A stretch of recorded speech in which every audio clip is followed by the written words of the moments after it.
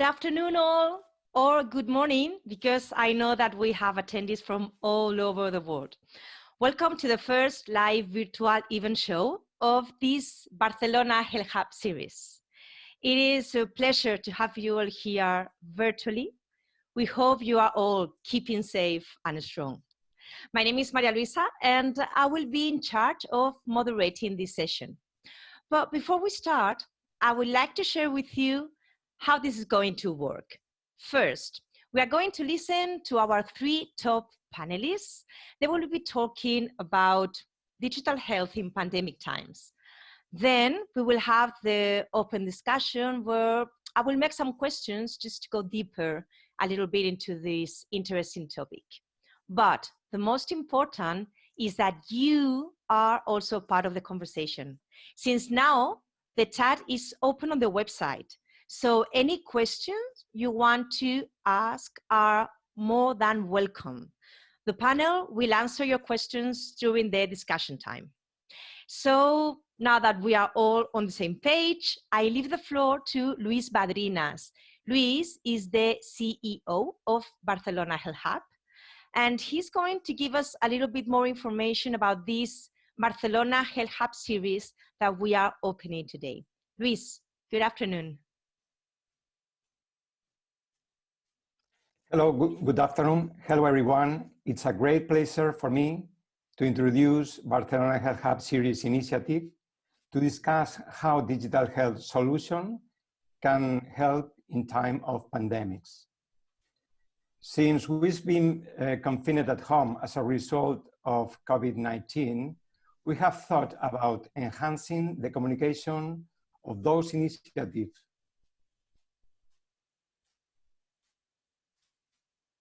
the different members of the Barcelona Health Hub ecosystem. Many of them helping people through information platforms about COVID-19, contributing to avoid the collapse of hospitals. We are planning to organize virtual events like this to inform you about all of them.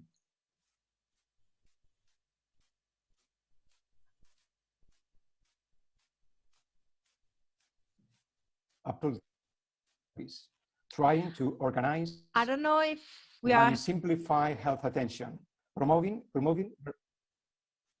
excuse me? Yes, I don't know, Luis, if we hear you, we're having some technical problems. Okay. I think we're having some technical problems listening to Luis, so let's see, Jordi, if we can connect, or may we start with the presentations? I don't know, we can give a second chance to Luis. No, okay, so. Okay, so I don't know if you can hear me. Can you hear me better now? Yeah, okay. So we are planning to organize these virtual events like this once a week to inform you about all of those projects that are helping for this pandemic. In parallel, we have already launched a project to promote telemedicine as a fair consultation and triage service, trying to digitalize, improve, and simplify health attention, promoting the digital health transformation, modifying legal framework, and also improving the people's life. So thank you very much for your attendance. Thanks to the presenters and the moderator. So Maria Luisa, you have the floor to introduce the panel. I hope you will enjoy. Thank you very much. Thank you very much, Luis. I'm sure we will enjoy it too. And for that, let's start with Mediktor. Mediktor is the most accurate artificial intelligence-based medical assistant for triage, pre-diagnosis, and decision-making support. And very important, it is the only clinically validated one. They also have developed a coronavirus assessment tool. So let me introduce you to Cristian Pastual, CEO of Mediktor. Cristian. Thank you very much, Luis and Maria Luisa. Thank you for organizing this. we are living strange times, and I think that in digital health now we have not only the opportunity but the mission to try to help as much as possible to the health professionals. But let me start sharing a little bit what Mediktor is, really brief, and then trying also to share what we have built up. Can you see the screen? Okay, so in Mediktor, what we have been doing is assess symptoms online to guide patients to the right level of care. People, when we all feel sick, we do the wrong thing. Typically, we Google our symptoms, we try to find out what to do next, but healthcare has been, as for today, a physical business. You need to move and seek for help. So we try to build up a medical assistant to guide you from symptoms to the best next step. So we have built up an artificial intelligence-based gatekeeper for healthcare. And this is a very easy to use tool where you start a conversation with Mediktor, just telling how you feel in your own words. It's just having a conversation with a real doctor. And in just 12 questions and 4 minutes, you will have an advice on what to do next. This is Mediktor as it is for today. And of course, due to the situation, all our clients start to ask about a specific assessment related to the coronavirus crisis. And I would like to share a little bit what we have learned these days, because I think all this situation is new for all of us. What is happening today is that people at home is feeling symptoms. And they may be from coronavirus or many other things. I mean, people are still living a normal life and they could have other disease. So the big deal right now is that everybody thinks that they are having coronavirus. So that what they do is they massively call the call centers and rush to the hospitals. So the problem is all call centers and hospitals are saturated. What we see as the best practice that has been some governments doing is to try to leave at home everybody that is not having a severe problem or an urgent problem, of course. And that's a huge effort these days because there's an incredible demand for care. So what we have built up is an assessment that really can triage these people in their houses. And in our experience, 80% of the consultations we had in the last 6 days, 80% were that they were not suffering the symptoms related to coronavirus. Only 15% were symptoms related to coronavirus, and from these, only 4% was a severe. Well, sorry, it's 80-20, 15, it's yes, possible positive, but not severe, and 5% severe. Of course, the severe, they should rush to the hospital or do the local protocol. And 15%, what is more, I understand, scalable and reliable is to try to leave them at home and be tested at home. So our help could be to provide this tool to manage this huge demand in an efficient and a scalable way. So this is pretty much what we have built up, this system that can be embedded into any interface that you have with your clients. Could be apps, could be web, could be even a chatbot with text or just a voice assistant to help you as a government, as a health institution, to manage all this huge demand. Because, and it's, I think, compared to what we have seen that some institutions have built up, which is a simple list of 4 to 8 questions asking for which are the specific symptoms related to the COVID-19, it's a big difference from what we are doing, because we can provide a differential diagnosis. So if we see that you could be suffering another disease, we will pre-diagnose this disease. So it's much more effective on letting the anxiety down from the people that they still feel these symptoms and they want to have a response, even it's coronavirus or another thing. So I think this point is very important because it also makes sense, not only today, but tomorrow, when it will be people that could also have coronavirus. I'm talking about summertime, when the big wave is done, but we still have to figure out what these people are suffering.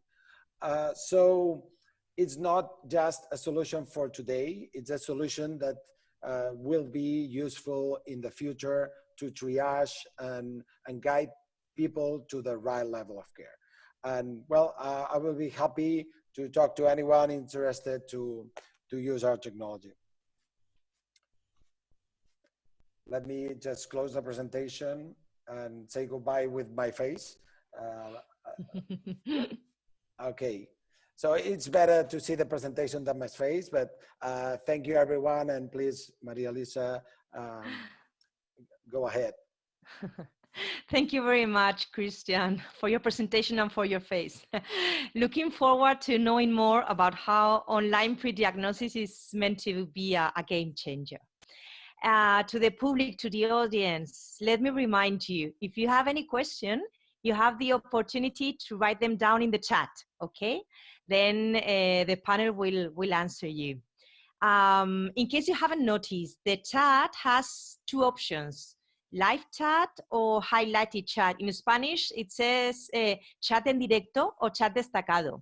We recommend you to go to the live chat, chat en directo, so you can follow the conversation in real time, okay? This is just a suggestion. And well, now let's continue with the next presentation. Now we're going to know more about HumanIRCare.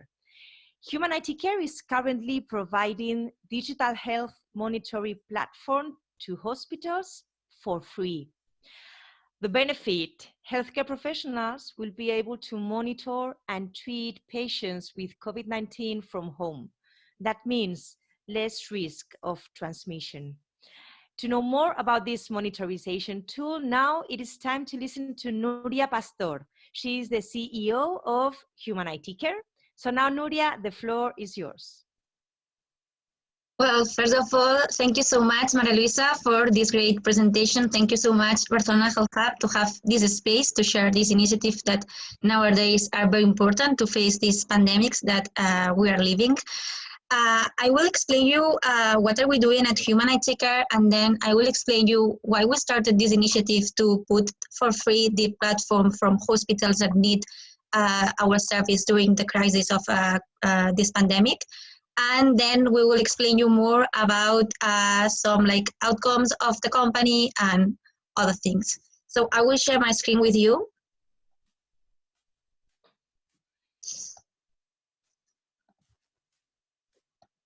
Okay. I think that now you are seeing the presentation. So yeah, we are HumanIRCare, and we are an artificial intelligence remote telemonitoring platform to provide better access to healthcare. So what we are doing at HumanIRCare? At HumanIRCare, we are facing and trying to improve how healthcare is delivered. Nowadays, as we have seen with all this crisis of COVID-19, the healthcare systems are not really prepared to all the demand of population that are having. And what this does it mean? This means more expenses for the hospitals, more time doing follow-ups, and loss of data because we cannot really understand how these patients are doing from home. At HumanIRCare, we are working for more than 3 years in this platform. This platform, it connects the patients with the professionals. We collect different sources of data from wearable devices, as for example, Fitbit, Apple Watch, or other devices.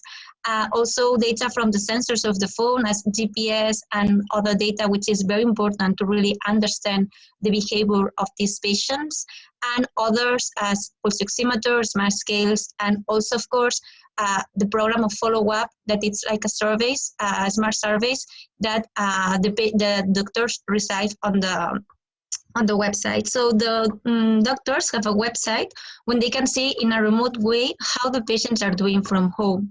Now we are working in this COVID-19, but I will explain you in general how can we narrow this gap that we see between this follow-up of these patients. So this is our platform. As I mentioned you before, this platform is for the doctor. The doctor has all the patients in a same dashboard, and the patient has an application which is able in the Apple Store or iOS Store, and in this application this patient is receiving questions and of course collecting the data, which is critical to measure how this patient is doing from home. The patient can connect their smart devices, and all the data that is relevant for this doctor, it appears as a notification that is sent to their email, so he can see how this patient is doing from home. So what is this new scenario that HumanIRCare is providing? We are providing, of course, like an accessible application and platform, and we are reducing the cost of the healthcare systems. In some studies that we have been doing with hospitals, with local hospitals, we can reduce up to 60% of this follow-up, and of course, we are providing a remote 24 hours monitoring. Now I will explain you, first of all, why we started this initiative. We started this initiative because what we are doing now is a very, very hard reality. The doctors and the healthcare systems they don't have the resources to really monitor not only patients with COVID-19, but other patients that have chronic conditions and are still in this process of doing these follow-ups. So how can we help? How can we help with our technology? The first thing is to improve this follow-up. Of course, now we are all home, trying to avoid being infected by COVID-19.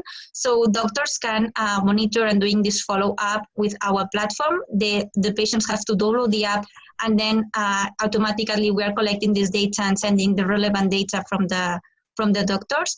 Also, we can connect CPEs, so we can track in a more accurate way where is focused this COVID-19. And of course, we are preventing with HumanIRCare the risk of contagion. So we are avoiding this direct physical contact and the risk of course, of getting infected. And also, of course, we are saving costs of this antiseptic material because we are doing all these things in a remote way. As I mentioned before, this is a free initiative that because we are working also with other associations that has joined this initiative, as for example, the Spanish Association of Privacy. And of course, we are open to do that with other organizations. Just to finish, we are a team of engineers, healthcare professionals working for this proposal, and you have our contact to be part of that. So I will stop. Now you can see my face. Yes, well, so that's all, and I will be on the chat for any questions that you can have about HumanIRCare.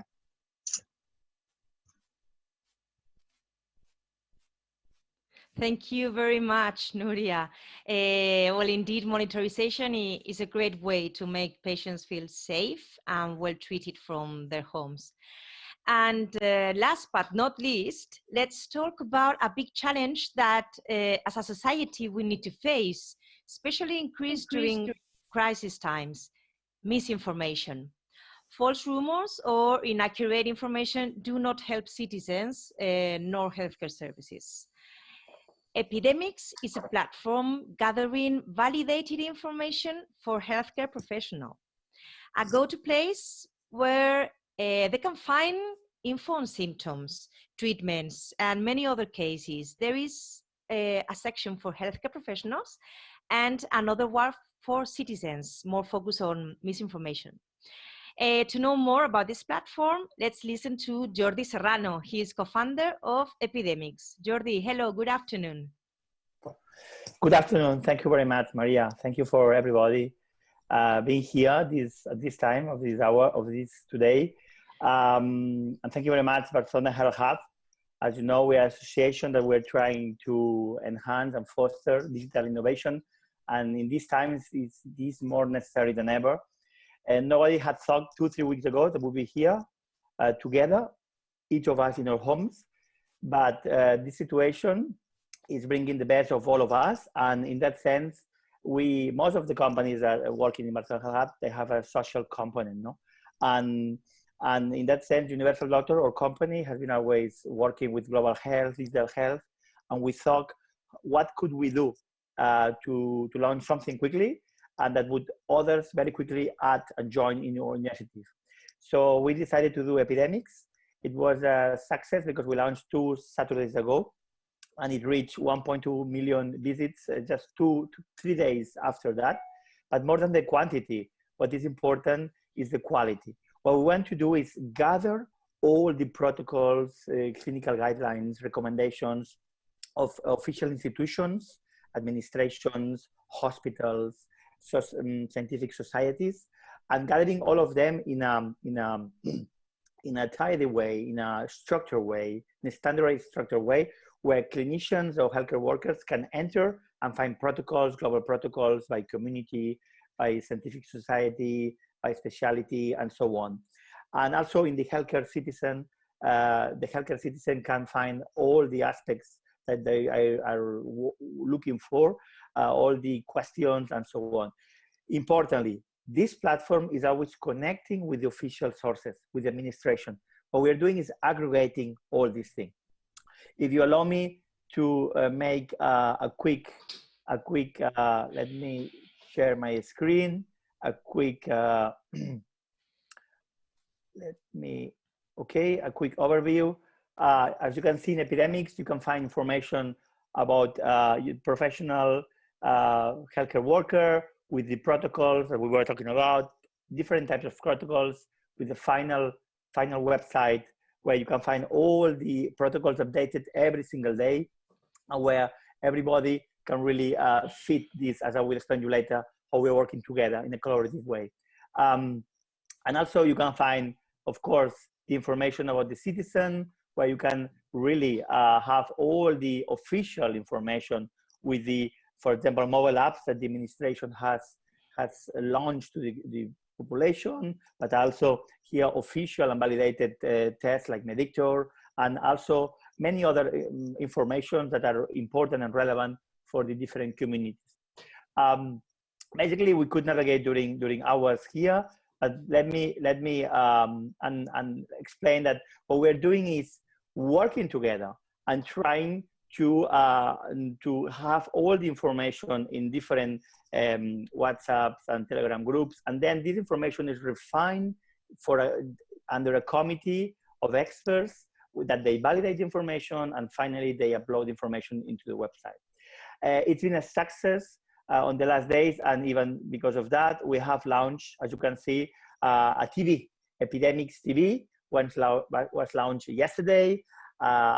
Thanks to the cooperation of many institutions, thanks also to the ECO studio that today is also broadcasting this wonderful seminar online. And basically all together, I want to now stop sharing that, because all together we're working for one goal, which is gathering right information, validated, secure, that can be distributed very quickly everywhere, and pointing to the administration website. This is very important. We are not competing with anyone. We are just gathering, aggregating. And finally, with all these TV channels that we will be broadcasting every day, we will be touching and talking about different topics. For example, yesterday we talked about pulmonary echography, how that can help family doctors to follow up the diagnosis and take a decision very quickly to start treating people with COVID-19, not waiting to have, especially for young people, that they can resist more than older people. So just take a decision with echography. Again, technology, it's the game changer here. We talked about that yesterday. We talked about also about the myths, about the fake news, and so on. Tomorrow we'll be talking about people with nutritional problems at home, children with nutritional problems, and many other aspects. Every single day, we'll be connecting the community. And we thank a lot, as always, Barcelona Health Hub, which it's part also of Epidemixs. And they're always contributing and supporting the community in that effort. We're thanking them a lot. And actually, all the companies, societies, institutions that belong to Barcelona Health Hub and others that are doing a social good these days will be incorporated these next days into the Epidemixs platform as aggregator, because people who do good deserves to be disseminated all around. Thank you very much, Maria. Thank you very much, Jordi. Great added value to the ecosystem and to society, indeed. And well, now it is time to move to the open discussion that will last around, let's see, around 30 minutes. And well, as I explained at the beginning, we are longing for an open dialogue. That means we want your participation. So let's remember how this is going to work. Now we are opening a conversation with the three panelists. I will be breaking the ice with some questions. And if you have any questions for them related to their solutions or related to the topic of pandemics and digital health, please write them down in the chat. It is underneath the video screen, okay? And I will try to do my best for all your questions to be answered. Well, I hope everything is clear. So let's start with the first question. Are the panelists ready? Are you ready, guys? I would like to talk about adoption. Adoption of digital health has been a burning topic those past years, both on healthcare professionals and patient side. Now we are in a pandemic situation and adoption is being a bit forced or rushed on people. What is your impression? Or maybe to put it in other words, reasons why healthcare services should definitely implement digital health? I don't know which one wants to start.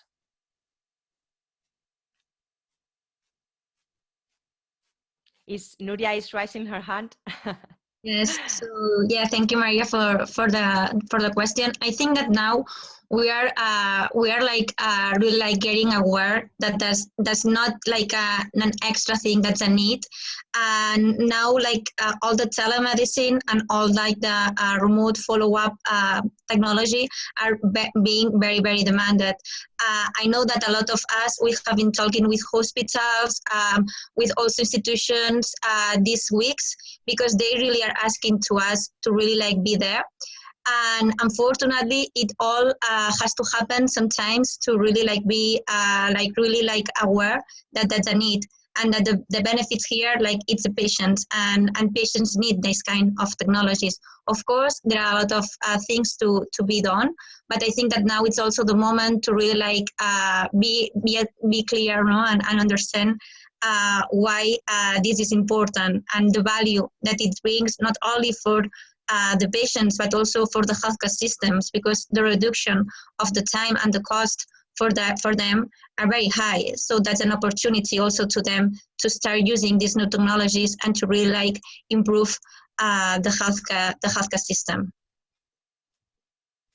I don't know if any other panelists want to add something. Cristian is raising his hand. Cristian. Yeah, thank you, Maria Luisa. No, I think that it's in these hard moments where it's not just a choice, it's a need.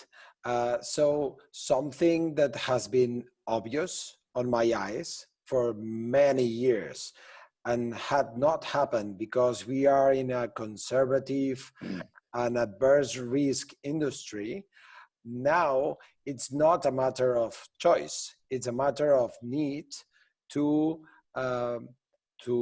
really go against this challenge that we have with all the means. And of course, all the digital solutions that are there are solutions that make the ability to go beyond the physical on healthcare, and that makes healthcare more scalable. And now it's exactly what we need to make it more scalable. And I think that on the way, we are also facing some challenges that we all know we had, like chronic conditions, aging population, more demand for health, that all these shift will help also in these challenges. So I think that today it's a need, but it will be for good also for tomorrow challenges. Jordi, I don't know if you want to add something. Let's go. Thank you, Maria. Obviously, right now there is a huge crisis, and obviously it's good to remember that when we have crisis, we always say we will do that, we will do that other thing, but then after some years, the crisis repeat continuously, not only in the healthcare space, but in the economy. These big crises haven't happened here, at least from the 1957 or 1918 in that sense. But I hope that with this new paradigm, people will get used to the necessity that we must communicate online with our physicians, with our nurses, healthcare workers in general. We must have all these administrative issues done easily with the administration, and all that will be not a necessity. It will be a thing that people will take into already. Okay, it's already a possibility, and I need to do it. Once the administration realize that citizenship requires that yes or yes, which that now will happen, it's done because the technology is there after many years. So it's about the necessity. The problem here was before that people, if you make a survey to people, 86% of people are very happy with the healthcare system in general.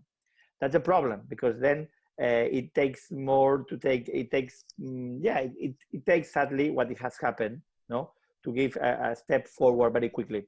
But I really believe that this is a game changer and it will really facilitate the implementation of digital health. But finally, it has to be done in a good way, not overcharging the system in the way that maybe then people who cannot have the quickest access to these technologies, as maybe young people, cannot have the benefit of that, and then the family doctors that are taking care of the people with chronic conditions are more overcharged because of that thing. So all these things must be regulated and tuned and refined, but this is a game changer, and it will really change our approach to health.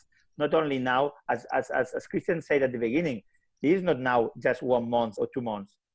The next 2 years will have new peaks of the epidemic probably, and we'll have to be aware and prepare. I hope next winter, next autumn, next spring, when it comes back, we'll be super prepared, and we hope we can really implement all these systems in a full nature. Thank you very much, Jordi.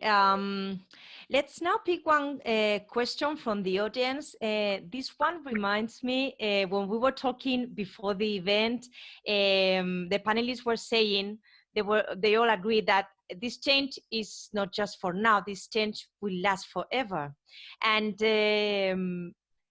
this person is asking, do you think public administrations will promote digital health solutions from now on to ease the healthcare workload and prevent the next pandemic? I mean, is it really is here to stay? Is going to grow? I don't know who wants to start. Let's now, for example, Cristian. Now, so we go changing. Okay. What do you think, Cristian? Well, yeah, I think, as I said, I think it's a need, and they will be forced to the adoption. But of course, it will be, as we see with the measures that the governments are taking are different, the adoption will be different. What I believe is that the ones that embrace technology to manage this pandemic, they will do a better work. And I think that everybody is now talking about the South Korean experience, and it's a good example of this. And not only because they use efficiently the technology, but another thing that I strongly believe is not just technology itself, it's embed the technology into all the flow to make it a seamless experience. So as much connected you have all the healthcare system, the better the flow that you will allow. And yeah, I think I would say this is my point. And Nuria, because I know that you are very well informed about what is happening in different countries. So but yeah, like what Cristian was saying, it seems like some governments have been more digital than others, maybe. Is there any example you like especially from other countries? What can we learn? Yes, of course. Yes. Well, with this pandemic, we have seen that the different healthcare systems and in all the world have been putting into the healthcare system like different digital solutions. For example, in China, in the telemedicine center, they did like a public and private initiative with also Huawei, and they implemented a full service for telemedicine, so they can assist these patients. But also we have the example of South Korea with the GPS tracker to avoid more infections and to really track in which places were these people infected with COVID-19. But also in the USA, they have been doing a lot of partnership with private and public institutions to implement also telemedicine platform. Also, we have some examples on China also of chatbot. So I think that all the governments has answered very quickly to this pandemic because they have really understood that it was a need, as we have mentioned before. And I think that, yes, of course, this is something that it's going to last because it's a need for the healthcare system, and all the costs that they are reducing are bigger. And let's gonna see what happens with the healthcare systems once this pandemic will stop being less impact, no, for the healthcare system. Let's gonna see if it will be like a second way of doing this treatment with these patients. But of course, I'm sure that it will be like forever, like this implementation. Mm-hmm. Thank you, Nuria. And Jordi, what do you think about the future? How do you see the future? No, the future is digital. The future must be digital. We must stop talking about digital because it must be totally interconnected. Digital. The future is. We cannot say now wonderful adjective because we are in a very sad situation, but the future should be optimistically better than now in this aspect. Of course, these implementations will be ready in the future. The only thing that maybe with all the efforts that all the governments are gonna do, all the private institutions all together, can we say that we could stop a futurable pandemic? Well, as you say, a pandemic has many components. As you remember, a Canadian company, Blue Dot, saw a little bit the initial outbreak, no, of the epidemic in Wuhan. No, one thing is to see that something is happening, and another thing is to be able to tackle, not to control, to stop it. No, so there are many digital solutions that can really tackle down the different aspects of the pipeline of and this epidemic has outbreak now, and then how it goes increasing. But the attitude, the education, many other aspects are important. The solidarity between people, and all these things that now everybody knows about, the RO, the tax of contagion, the tax of all these things that we will know now here.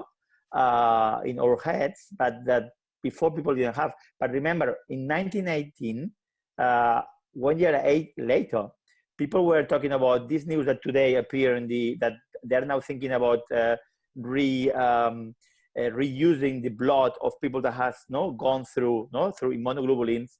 That was forgotten, But of course, now we have a big company here in Spain called Grifols that is testing that now in California. And these things that were done 100 years ago, that can be reused now. So the thing is how you can reuse things, and just a metaphor, to make for digital health.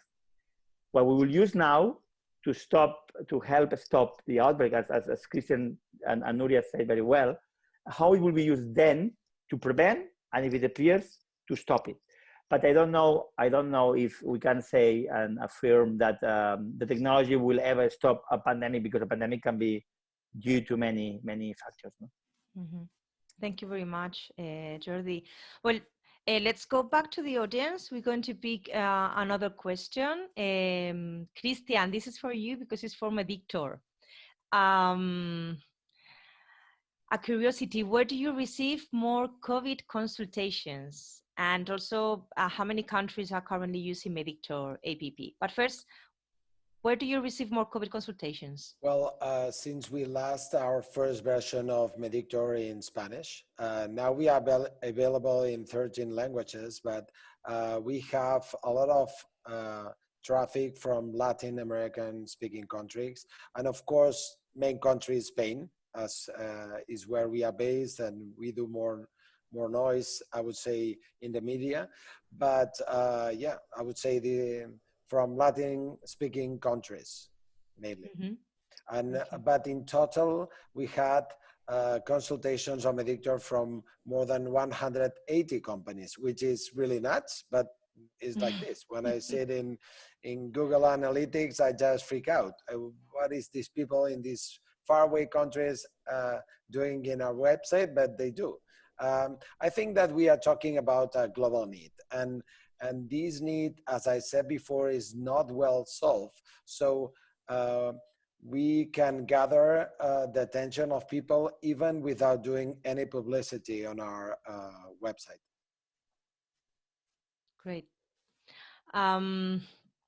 This is something that is a question from me, because I don't want to leave the room without talking about regulation. Well, now that there is a rush into implementing technology and using medical devices, regulation is changing in real time. Now it's moving fast.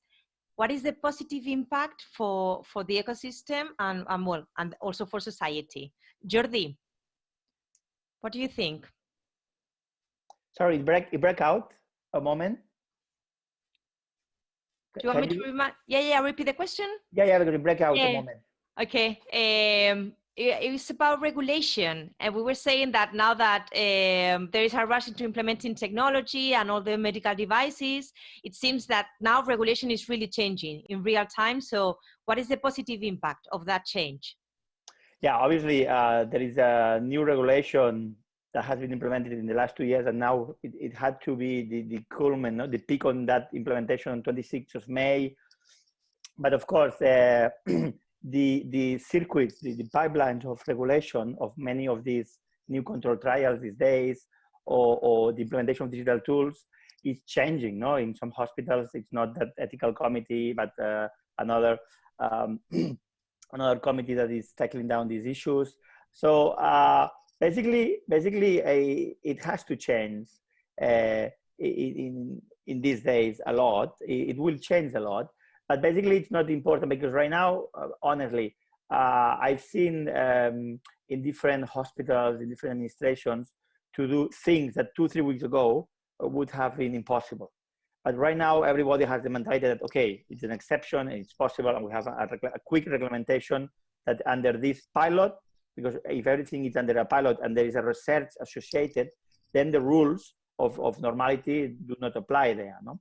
Well, the regulation should be keeping the path of technology. This is an oxymoron, because it's a journey, but this is impossible. You cannot try to convince the regulator to be at the path of the innovation.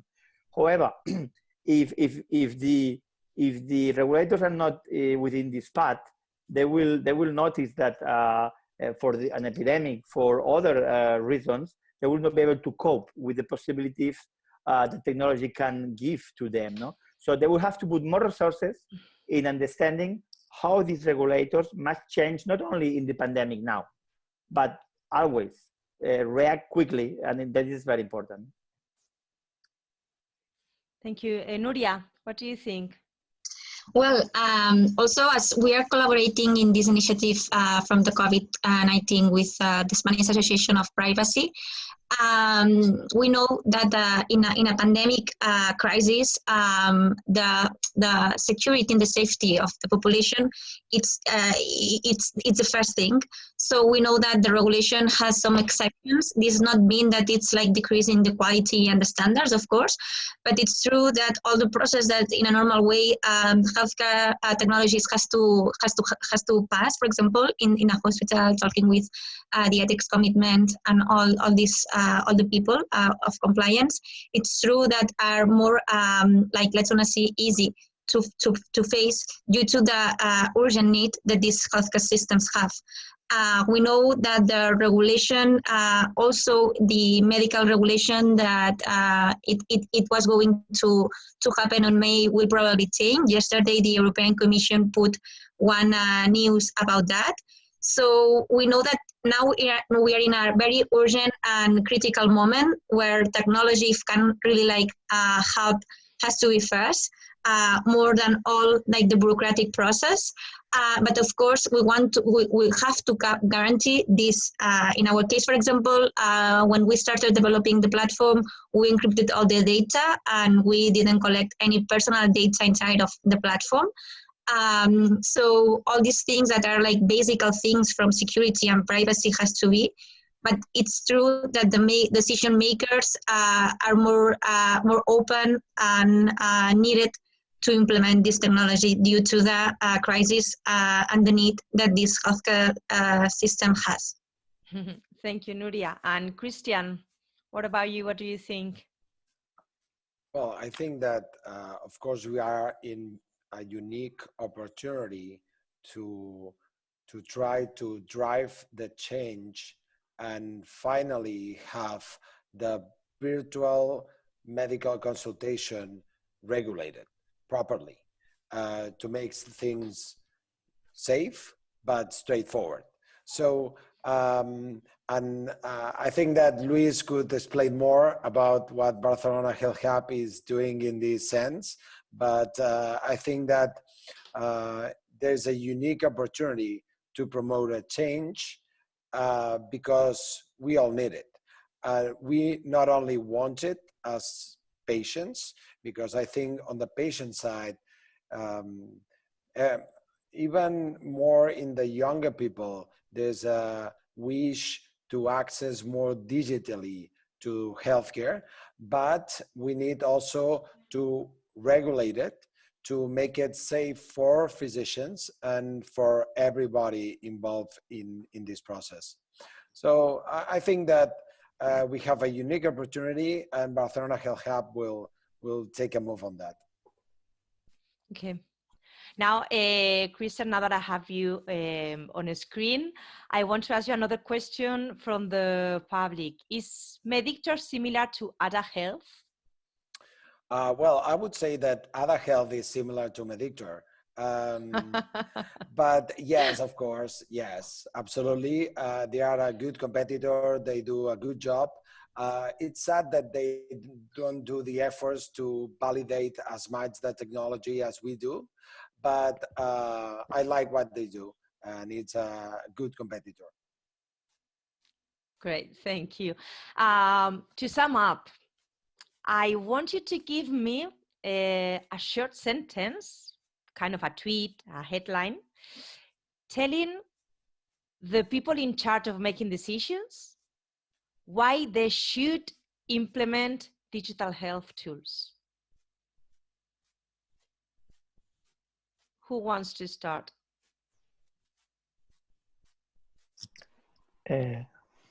Jordi? Yeah. You go? Okay. Yeah. Why should they implement digital health tools to the decision makers? Yeah, pandemic is an exponential thing. So if you implement digital tools, it will be slow at the beginning, but then it will be exponential how you can treat people. So that's why right now with this comparison, they should really be convinced that it's the moment, not only for now, but to implement it. Thank you very much. Nuria, your turn. Okay, yes. So for me, it's the moment. So now is the moment to really demonstrate the value of all the things that we are doing. And the second thing is that we must work together, all the stakeholders together, technology companies, but also regulators, but also healthcare professionals. So now is the moment, and all together. Great. And Cristian? Well, I would say that for me it was obvious before. Now it's a need. We need it not only for what we are facing, which is a big challenge, but the challenge of the future of healthcare in general. So please take the chance and embrace innovation.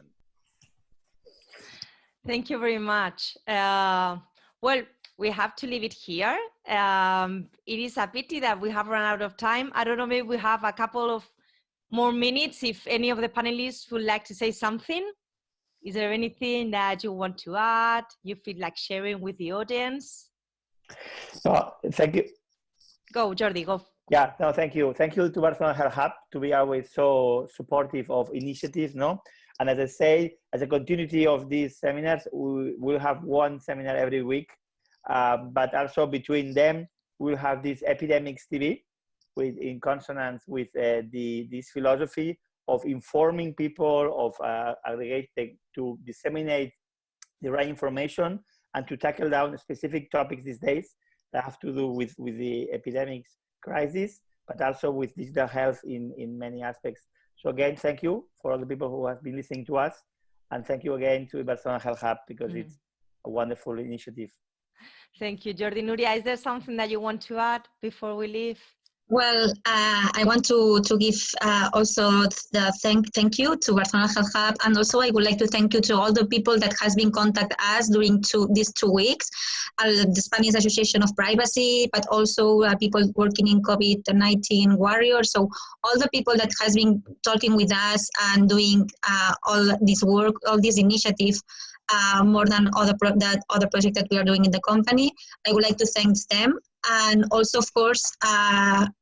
That if any people that works in a public hospital wants to use for free our platform, we will be very welcome to offer that and to help in these difficult moments. And yeah, and thank you so much. Well, that is a great offer indeed. Cristian, what would you share with us to close the session? Also, thank you everyone involved in organizing this. It's great. It's great to see that we can do it. It works. And we can still share the world beyond the physical limitations that we have these days. And also, we are willing to help anyone in healthcare that wants to embrace our technology. We have already offered for free our technology to the government. And well, we will be glad to help. So please reach us if you think that we can help you. Yeah, indeed. I think it's great to see how the ecosystem is working hand in hand and fighting together against this situation. That's great. I really enjoyed the conversation, and I'm sure the audience did too. And well, now it's time to leave, but before, I would like to share with you a current opportunity for companies. Let me share my screen. Maybe Toti has to help me because I'm not very good at this. Let's see. I don't know. Can you see now my digital solutions to fight coronavirus wanted? Yeah, can you see it? Yes. Well, we are looking for companies that have technologies that are already available. That is important, that are already available in the market, because we are gathering all that information and we will be sharing that info with the European Commission and with the international healthcare services. We are using a platform that is called eHealth Hub platform. It's 100% for free, and it is very easy to use. You just have to go to the platform, you create your profile, and you just have to explain how you help coronavirus, your solution, and you use the tag coronavirus. What we are going to do is that we generate one link. I don't know, maybe if my colleague Aline, she can share the link on the chat. And the European Commission will be able just in one click to see all the European digital solutions that are ready for helping the healthcare services and also the patients. So we think it's a very good opportunity also for visibility for companies that are doing a big effort. And now, yes, that's really all from my side. We have to say goodbye, but good news. There will be more Barcelona Health Hub series. This has been only the first one, more to come. The next one is next week. So is on April the 1st, yeah. We will discuss about how to stay mentally healthy during a pandemic. Quite relevant topic. How to stay healthy, mentally healthy during a pandemic. So check the Barcelona Health Hub website for more information. See you next week and stay safe. Thank you very much to all. Bye.